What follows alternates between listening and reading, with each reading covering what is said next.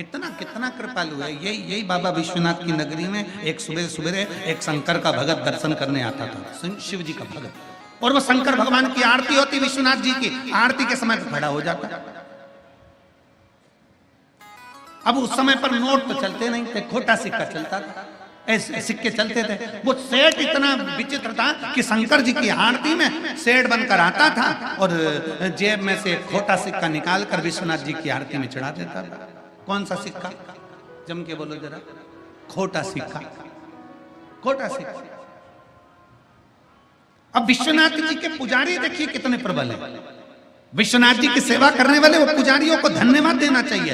एक पुजारी जी के पास में बात पहुंची और किसी ने कहा ये सेठ रोज आता है और बाबा रोज आता है विश्वनाथ जी का दर्शन करने के लिए और खोटा सिक्का चढ़ा के चले जाता है। पुजारी जी आपको क्रोध नहीं आता? विश्वनाथ जी के पुजारी जी ने कहा इसमें क्रोध करने की क्या बात है? पुजारी जी बोले इसमें गुस्सा करने की क्या बात है?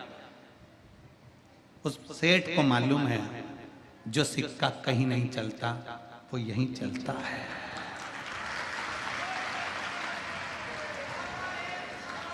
विश्वनाथ जी के पुजारी जी कहते हैं कि उसको मालूम है सेठ को जो सिक्का कहीं नहीं चलता वो इसी जगह पर चलता है। मेरे बाबा के दरवाजे पर विश्वनाथ के द्वार पर खोटे से खोटा चल जाता है।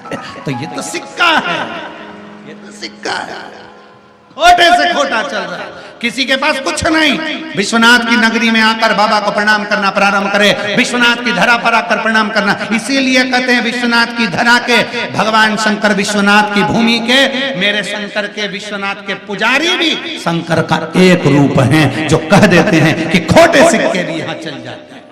ये बाबा की धरा के वो पुजारी शिव